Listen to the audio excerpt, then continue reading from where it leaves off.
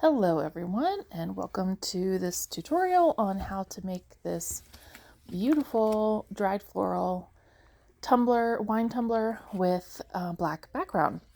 So I prepped the stainless steel tumbler by sanding it, cleaning it off with isopropyl alcohol, and then I spray painted it with that matte black spray paint that you saw. I did 2 coats of it because I wanted to make sure that it was completely opaque. And I have mixed up 20 mLs of, this is a fast setting epoxy resin. It's from CCDIY. It's my absolute favorite. And I am just adding some black resin dye. It's not alcohol ink, it's a resin dye.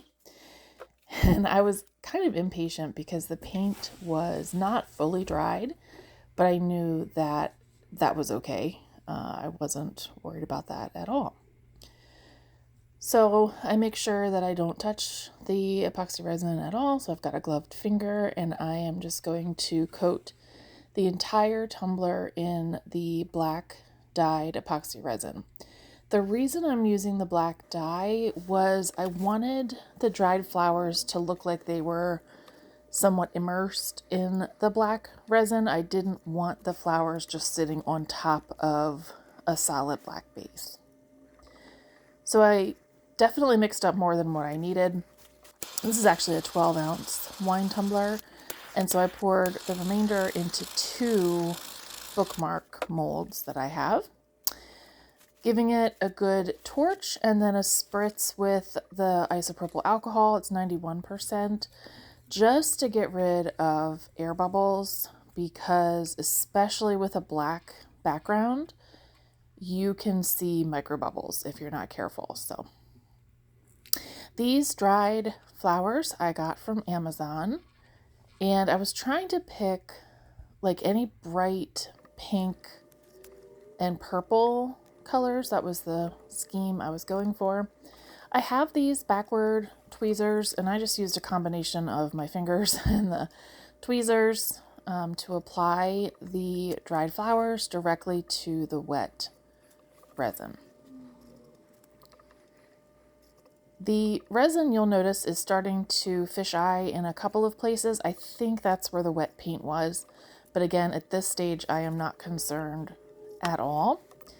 My goal is to get the bigger dried flowers placed first, and then now I'm just kind of picking apart some of the dried leaves that are in the pack and any small little flower bits that may have fallen off, or I purposely broke them off because I don't want this to look perfect at all. I want it to look like a flower bath.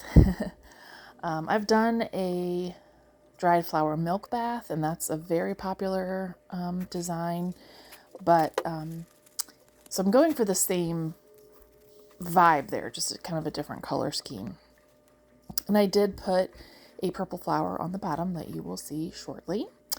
So for the bookmark molds, I just made sure that the flowers fit within the mold, that they weren't going too far over the edge, and if they do, I'll show you what I did later. If any of the stems or petals of the flowers on the cup are sticking up, I will try my best to push them down with the tweezers, but if they don't end up staying down, I will show you what I did to fix that, because ultimately you want the flowers to be as flat as possible, because that will limit the number of layers of epoxy resin that you'll need, and it will also limit your sanding. So again, I am just making sure that everything's pressed down as much as possible, filling in any of the little gaps with smaller pieces. All right, and here is a close-up once I was done setting the flowers. You can see how they're kind of laying into the black resin. That's exactly what I wanted. And here are the 2 bookmark molds. So like I said, this is a fast setting resin, so within a couple of hours, I was able to go back and check on the status of the stems and petals and just check and see which ones were sticking up and which ones were perfectly flat. So that stem right there was giving me a lot of grief. It wouldn't even stick to the sticky resin.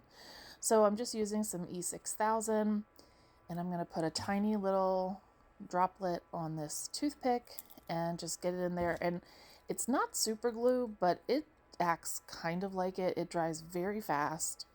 Even though there is a 24-hour to 72-hour curing time, it dries within like a minute. And I knew that I didn't need to wait for it to fully dry for 24 to 72 hours before I applied the next coat of resin. So you could use the E6000, you could use super glue. I wouldn't recommend Mod Podge, which is a method I have used in the past to apply the dried flowers, but Mod Podge can dry kind of quickly. It's not as predictable for me, so I don't know. I don't like Mod Podge a whole lot. It also has a strong odor. So the E6000 can have a strong odor, but at this point I'm working in my garage and there's good enough ventilation in there, so I wasn't too worried. So I just used the other end of the toothpick to just press that stem down, and obviously my hand, to get it as flat as possible. I did not seal these flowers with any kind of spray sealer or Mod Podge. You can, but I didn't find it necessary. So what I'm going to do is mix up, I think I mixed up another 20 mLs of the Fast Set. And here are the bookmarks. And I was sure not to fill the bookmark molds with the black resin because I knew I needed at least one top coat, if not two. So I just used my blow dryer to get the glue to dry and also to heat up the cup a little bit. It was on the cooler side that day. So I think this is another 20 mLs, and I am applying this clear resin right over top of those dried flowers. Again, they are not sealed. So as I was doing that, a few of the petals, like little pieces of the petals, came up on my finger, but that was okay. I'm not going for perfection, so I just kind of dabbed that around and let the petals go somewhere else on the cup. So for the bookmarks, I just poured maybe 5 mLs tops, probably closer to 3 mLs, and just use my finger to push the resin and make sure it got all the way to the edge.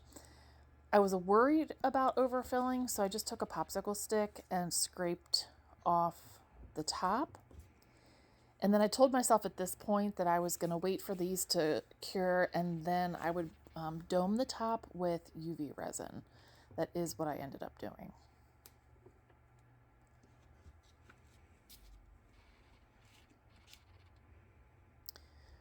I torched these. I spritzed them with alcohol because, again, I want to make sure that I minimize the micro bubbles. So here's the torching.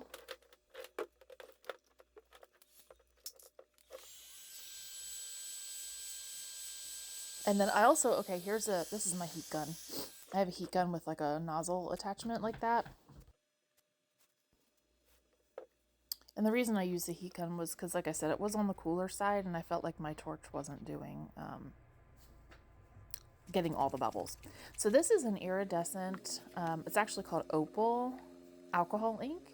And I was using one of the bookmark molds to kind of test it and see how I liked it before I put it on the cup. But I knew that I probably wanted to add something to the cup as like a swirl effect. So there's a little close up there. Once that was fully cured, I took this 80 grit sanding block and I sanded the top rim. This is really important. If you're a cup maker, you know this. You have to sand the top rim so that you create an area for a final seal for the top coats of epoxy. This is, I believe, 15 mLs of epoxy, and I just go over the whole cup. After sanding, of course, you clean it with isopropyl alcohol and a paper towel. But I go over the whole thing, and I actually end up adding a little more than I needed to because I wanted to have a little bit of movement once I put my alcohol ink mixed in with the epoxy onto the cup, because I wanted it to move a little bit. So this is that same Opal alcohol ink. You do need to shake it because it does settle. And then I had just a couple mLs left in the cup, and I think I added about 6 drops of the alcohol ink and gave it a mix. And then I just used you'll see, the popsicle stick to add diagonal swirls onto the cup. And if there were any areas that were a little oversaturated, then I just took the popsicle stick and sort of scooped some out or smushed it down, swirled it around. But yeah, I just wanted to add a little extra something. And I do put a little bit on the bottom, about 1 stripe on the bottom. So this was a lot of fun. I decided to leave the other bookmark plain because I wanted to do kind of a comparison at the end.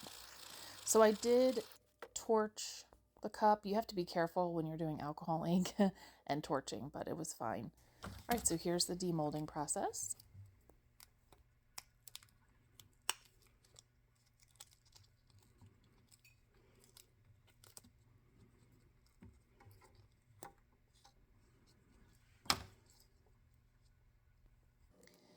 And most of the time when you use a mold, you're going to have overflow. It's rarely, if ever, going to be perfect.